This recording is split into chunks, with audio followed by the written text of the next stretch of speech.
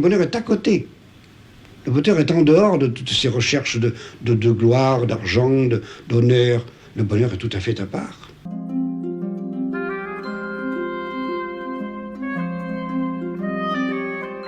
Mais le bonheur, je crois, après pas mal d'expériences, s'atteint et se procure par des choses qui sont gratuites et de petites choses minuscules auxquelles d'ordinaire on ne fait pas attention et qui, si on y fait attention, composent le bonheur précisément. Quel genre de choses? Je ne saurais pas en dresser le catalogue, mais elles sont minuscules et nombreuses dans une journée.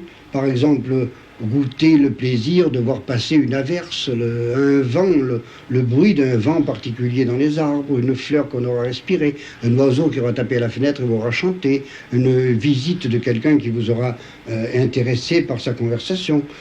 Tout dans la journée, une plume qui marche bien, un travail qui fonctionne très bien huilé, une feuille de papier qui glisse bien, tout ça fait partie du bonheur. Le plaisir de soi-même qui fonctionne comme on le souhaite. Oui, aussi, ça, bien sûr. Son fonctionnement. Il n'y a qu'une chose qui est très grave, très embêtante et qui me paraît absurde, que je ne comprends pas. La mort, je la trouve tout à fait naturelle et normale, comme la naissance. Mais une chose que je ne comprends pas, c'est la souffrance physique. Mais la souffrance physique est une souffrance alors très insupportable.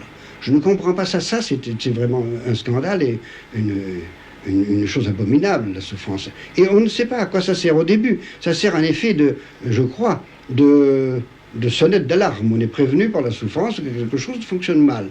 Ça me paraît normal. Mais après, pourquoi dure-t-elle après qu'elle vous ait prévenu? C'est ça qui est grave.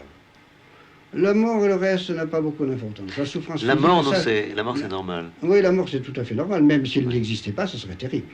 Imaginez que nous soyons obligés, vous et moi, de faire ce que nous faisons là dans l'éternité. L'éternité, vous vous rendez compte, c'est terrible. Épouvantable.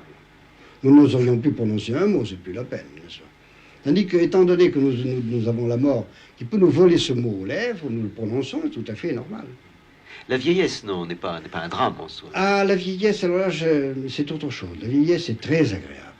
Je ne voudrais pas retourner en arrière, et je crois que même je ne voudrais pas retourner dans ma jeunesse.